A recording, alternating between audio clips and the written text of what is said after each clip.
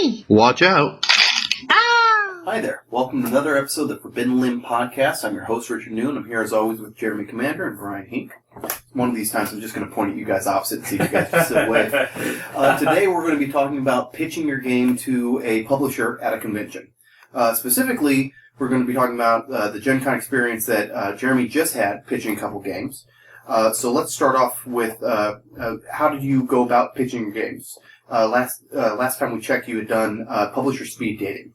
Right. What was the plan? What was your strategy?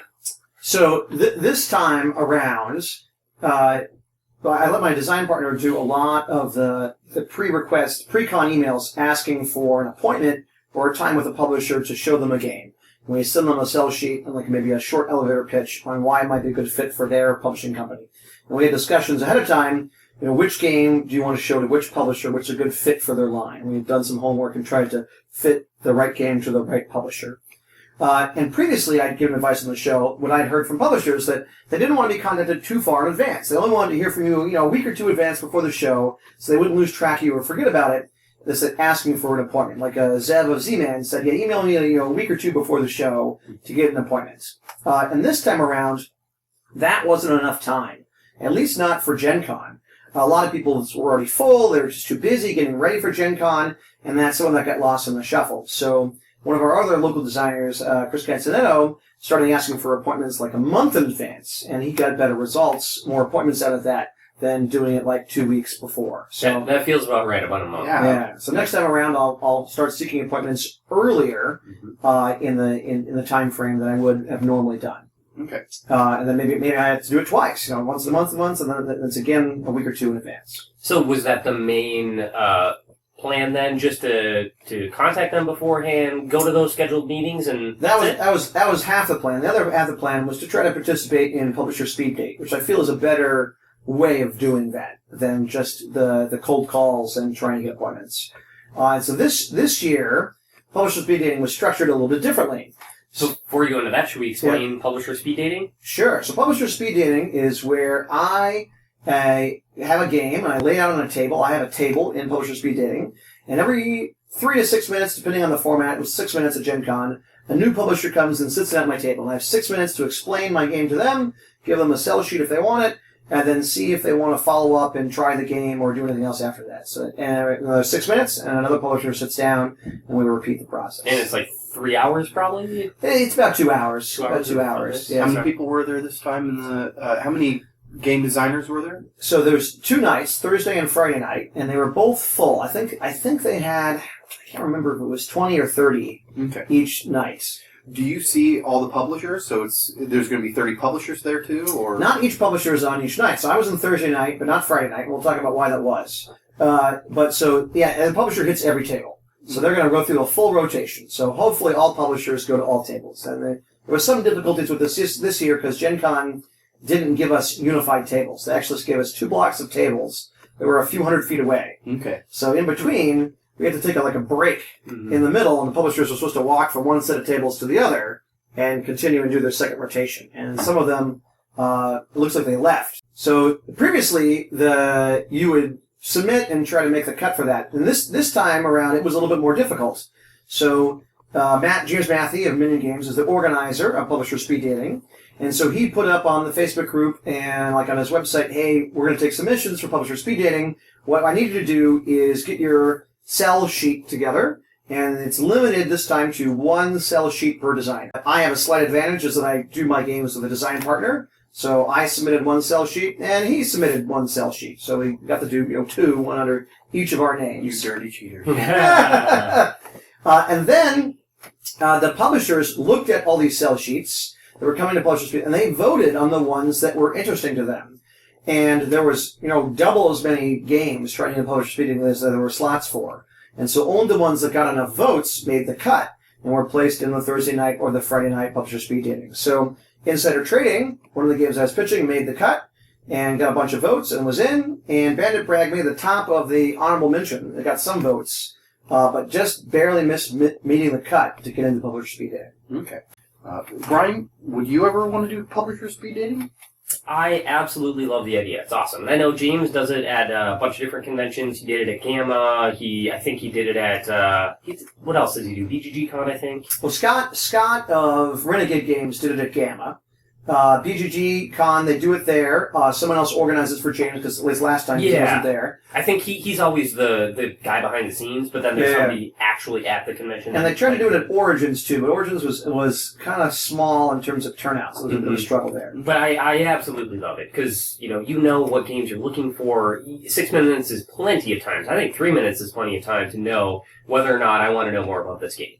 And you have a very specific sort of brand. That's the reason why I don't think that's why I haven't done it now, and I don't think I would do it in the future. For a 3 hour period, there'd be so many meetings that you're just like nope. Not interested at all. Yeah, we do very short, quick, social games, usually with hidden identity and deduction. Mm-hmm. And now that we've done a few of these games, people just know that's what they do, and so now I just get very specific people coming to me and be like, I know you're the hidden identity guy. Here's my game, and here's why I think, like, yeah, this is what I'm looking for. You have a booth at Gen Con. How many people do you have approaching, do you think?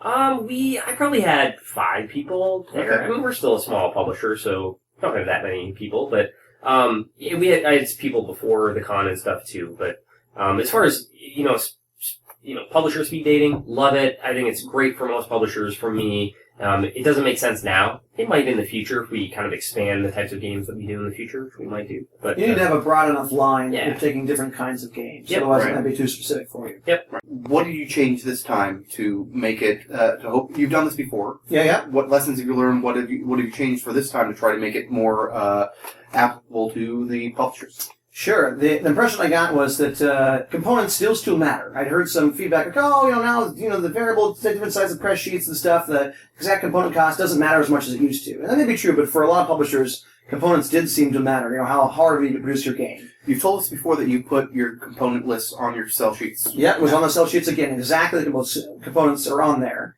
And this time, when we got to speed date, I had the insider trading laid up on the table, and I had the box for Bandit Brag there and sell sheets for Bandit Brag. And I would give my pitch. My pitch for insider trading was short. It was maybe 2 minutes. And I tried to keep it, real concise. And then I'd ask, what questions do you have, and, what are you looking for of the publisher? Because, publishers are looking for different styles of games. And a lot of them weren't interested in insider trading for that kind. It was too casual for them. But they were interested in Bandit Brag. We actually got a lot of interest in Bandit Brag at the table in Publishers Speed Dating, a bunch of people to follow up with who wanted to see more about that. And in particular, in part, because it's only a 54-card game, so the component list is very compressed. It was super cheap to produce. The other thing we changed is we got advice to put a ludography, or kind of like a resume on the back of the sell sheet, of what other games you've done and where they're signed and that kind of thing. Did the publishers find that useful? And I was kind of skeptical about that. And if I wanted to do that, I'll give it a try. And for a lot of publishers, they didn't care about that at all. It meant nothing to them. But for a few publishers, it meant a great deal. They were very interested in that, and they wanted to know about that. And so for a couple publishers, they wanted to see kind of your style and what you're doing. And they said, well, I'm not interested in this game.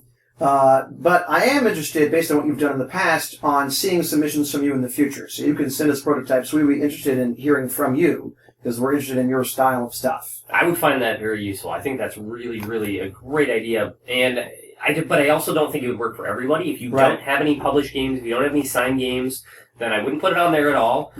You have some signed games. You could even put some stuff about, some of your work on the Star Trek, CCG. So you don't have that on there, but you could, because, you've been a designer on that for a while, too. So, or, if you're coming from a video game design background, you might want to put that on there. These are the video games that I worked on. So I have an idea of what your background is. You could do awards if you'd won any, awards or contests. Yeah. Well, I would put that. If I want the award contest, I put on the front. Like Bandit Brag won an award, so that's on the front of the sell sheet. That's true. Yeah. That's true. So that had changed. That had changed a little bit dynamic-wise in terms of how things are working. How did your meetings go? So you had some meetings too? Yeah. With some publishers outside of Publisher Speed Dating? Yeah, so based on Publisher Speed Dating, we took notes, and we had people we wanted to go and follow up with who wanted to see the game, or wanted a copy, or wanted to play. And so we made our follow-up list, and also from the emails, we had some interest from different publishers or appointments to do that. And so then speed dating was Thursday night, and then Friday, Saturday, and Sunday, I was going around to different booths, checking in with publishers, trying to get an appointment or a time I can come back and see them. And for different publishers, the process is different. A couple of them wanted me to demo their game in their booth, but they only had a certain window of time where I could do that, and I would demo the game in the booth. Other publishers like, no, we want to go outside the show floor, out to where the tables are, find a free table, and look at the game there, or even play the game. How publishers wanted to do a playthrough of the game. And we made multiple copies of both games, and we gave out copies of that to different publishers as part of the process. Other publishers told us, oh, no, we can't do anything here at the show. We'll take the sell sheet, and please follow up after the show or mail us a copy. We can't do anything here now. And really depended from publisher to publisher how they wanted to do it. What was the most common way of demo or pitching your game? The most common way was like, yeah, give me like the 2-minute pitch. Let me look at the sell sheet and explain, how the game works and what makes the game special. Now it's not good enough to just have a good game or even a game that's well playtested. Our games have good pedigree. There've been lots of Unpub and Protoschool events that have been very thoroughly playtested. But it was like, well, what's the twist on your game? What makes it special or unique? Yeah. And if you look at what makes it so, I see it on the shelf and go, oh, I have to play that. Yeah, or on the table. Yeah. And or so you hear about it too, because you'll get lost in the crowd if you don't have something special. With 200 games a month hitting Kickstarter, the noise level has never been higher. Tons of games pumping out into the industry. So if you look at what's been winning the Spiel des Jahres, Cold Express won, right? And that has this 2-dimensional train you build, or 3-dimensional train, and your meeple's going to hop up and down, and you walk by and you go, whoa, what's that? There's a cardboard train on the table. And before that, it was Camelot with the inverted pyramid when you roll dice it, right? Yep. And so that gimmick, gets people to look at your game. That gimmick draws people in, and if you have a good game after the gimmick, that said, oh, this was a good game, you're there, but it felt more and more like you needed a twist or a hook or a gimmick that really stood out to get your game to stick out of the crowd. How many copies did you bring of each of your games? We found that, like at one time I went to BGG-Con and I brought like a dozen copies of Pass the Pain. That was way too many. Okay. So I think maybe 3 to 5 copies of the game, depending on, because there's only so many publishers who are really going to want to take a copy of the game. So I feel like the 3 to 5, so our goal was I was going to make 2 copies, and like Frank was going to make 2 copies, so we'd have 4 copies of each game in a minimum. And for some of them we made more because they're easy to make copies of the game. So I felt that's about right, because we wound up giving out all the copies of everything except one insider trading copy we had left over. Okay. I think that I appreciate that.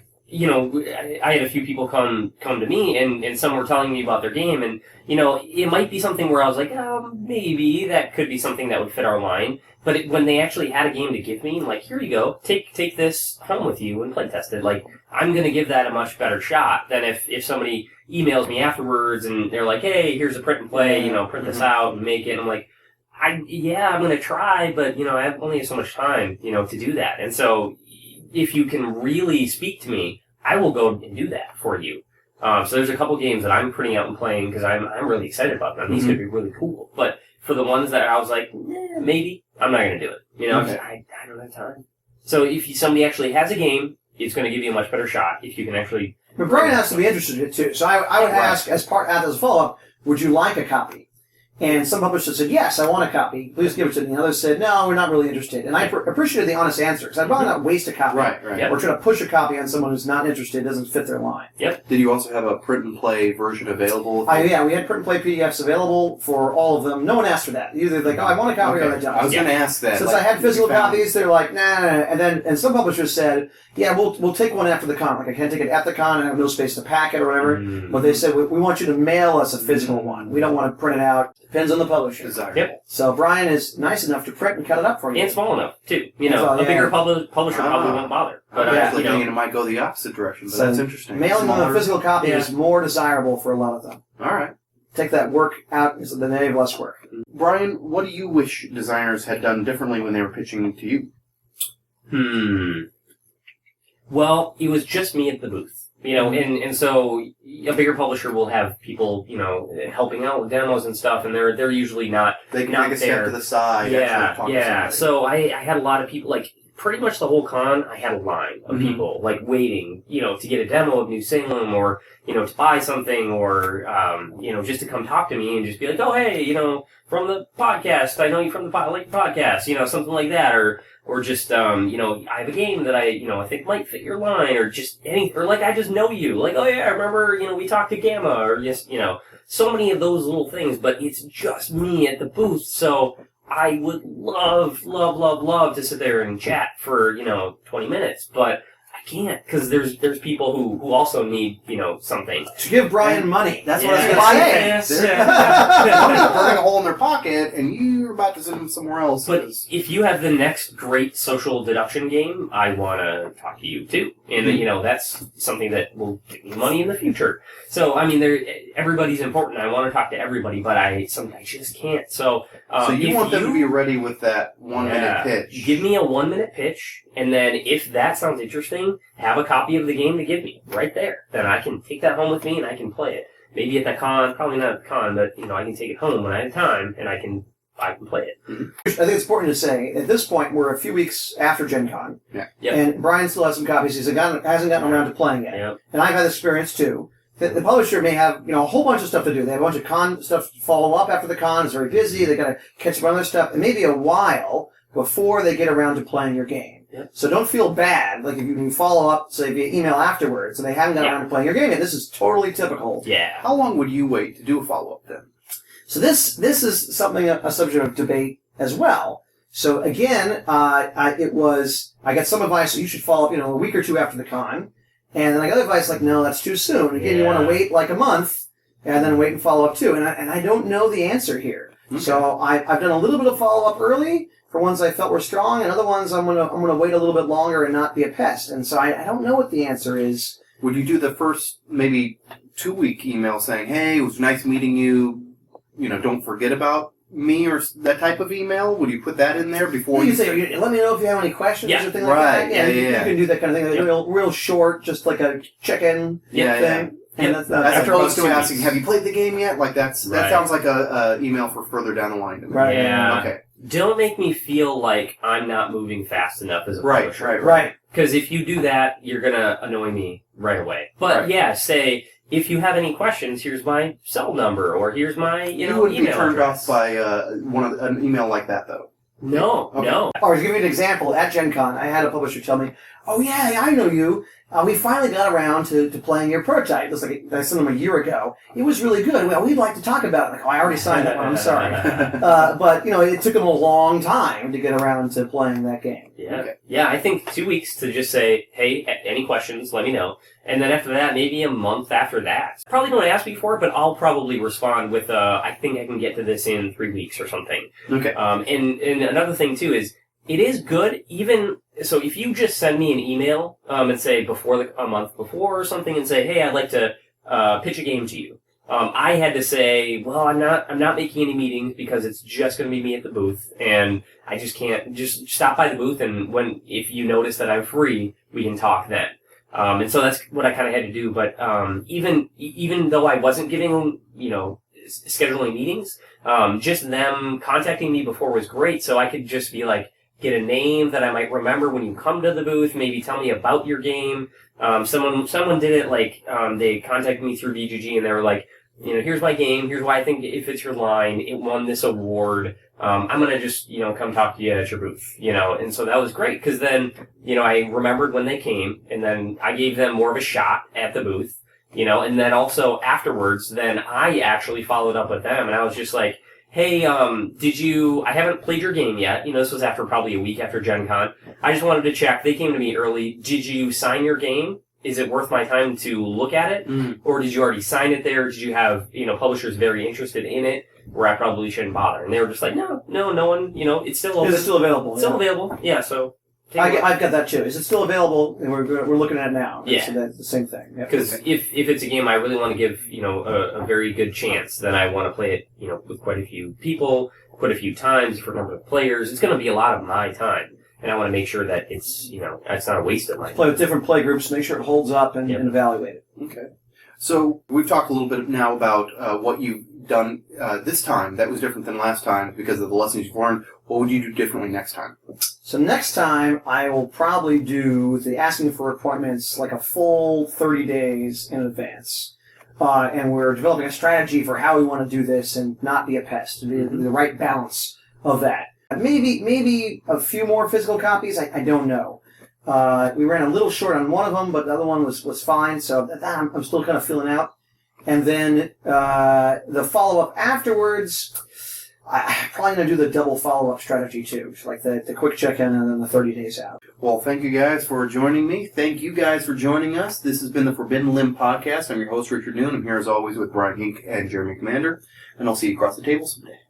Hey, Richard here to remind you to check out our guild on BoardGameGeek.com. Search for Forbidden Limb under Podcasts. Drop us an idea for a future episode or comment on a previous entry. And if you feel like supporting us, you can go to Patreon.com. That's Patreon.com. Search for Forbidden Limb there as well. Donations are used for equipment to improve the presentation of our podcast. Thanks for watching or listening. Thanks so much for watching the Dice Tower videos. Find more great videos and reviews as well as our top-rated audio podcast at Dicetower.com. You can also find other great shows at Dicetowernetwork.com. I'm Eric Summerer, and you've been watching The Dice Tower. The Dice Tower is sponsored by Cool Stuff Inc., where you can find great games for great prices. Cool stuff in stock. Check them out at CoolStuffInc.com.